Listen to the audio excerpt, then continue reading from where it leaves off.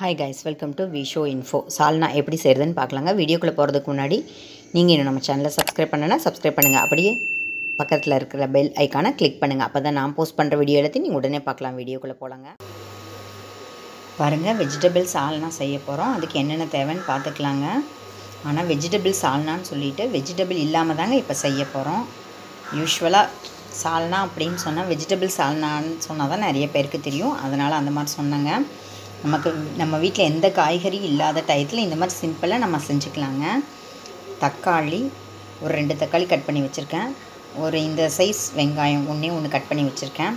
ஒரு டீஸ்பூன் உப்பு, 1/4 ஸ்பூன் சோம்பு, ஒரு ஏலக்காய், 3 கிராம்பு, 1 இன்ச்சு பட்டை எடுத்து வச்சுருக்கேன். 1 இன்ச்சு இஞ்சி, ஒரு 4 பூண்டு பல் எடுத்து வச்சுருக்கேன். 3 பச்சை மிளகாய், 2 டேபிள் ஸ்பூன் தேங்காய். வெங்காயத்தையும் தக்காளியும் மட்டும்தாங்க வதக்கணும். மிச்சம் எல்லாத்தையுமே நம்ம அரைச்சிக்க போகிறோங்க. அது கூட 3 டீஸ்பூன் பொட்டுக்கடலை எடுத்து வச்சுருக்கேங்க.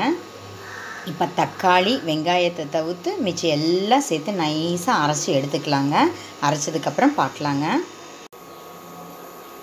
பாருங்கள், தேங்காய் பொட்டுக்கடலை அப்புறம் மசாலா ஐட்டம் எல்லாம் போட்டு நைஸாக அரைச்சிக்கணும்னு சொன்ன பார்த்தீங்களா, அரைச்சி ரெடியாக வச்சுருக்கேங்க. இப்போ சால்னா எப்படி பண்ணுறதுன்னு பார்க்கலாங்க. பாருங்கள், ஒரு பேனை ஹீட் பண்ணி வச்சுருக்கேன். இப்போ இதில் நம்ம ஒரு 1.5 டேபிள் ஸ்பூன் ஆயில் விட்டுக்கலாங்க. இது நல்லா ஹீட் ஆகட்டுங்க.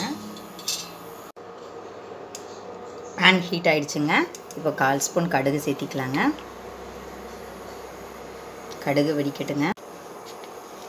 கடுகு வெடிச்சிருச்சு. ஒரு 1/4 ஸ்பூன் சோம்பு சேர்த்திக்கலாம்.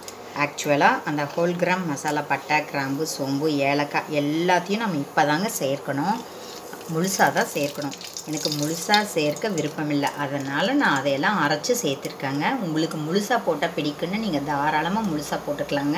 அதே மாதிரி காரத்துக்கு பச்சை மிளகாய் தான் சேர்த்துருக்கோம்.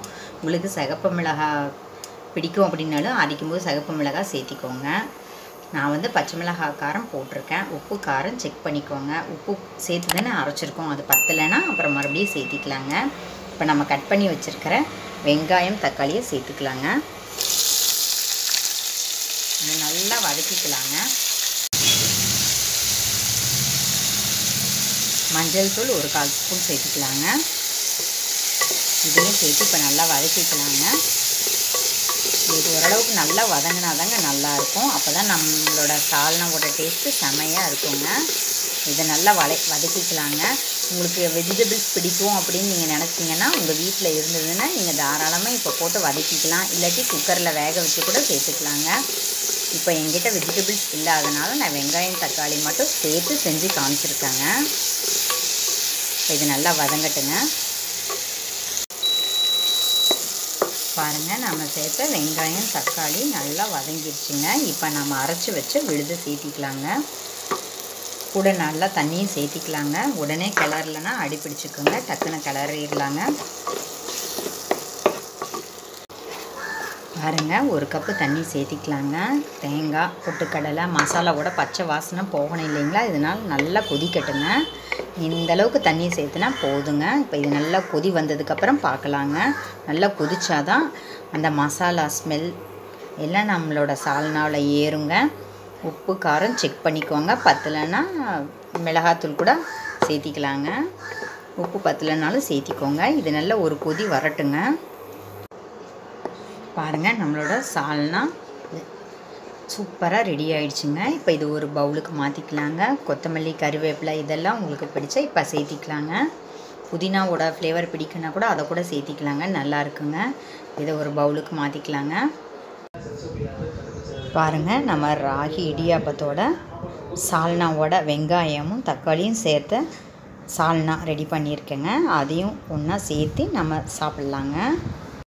இந்த சிம்பிள் சால்னாவில் புளிப்புக்காக தக்காளி சேர்த்துருக்கோம். அந்த தக்காளி புளிப்பு பத்தலை அப்படின்னு நினச்சிங்கன்னா நீங்கள் எலுமிச்சம்பழ சாறு கூட இது கூட சேர்த்திக்கலாங்க.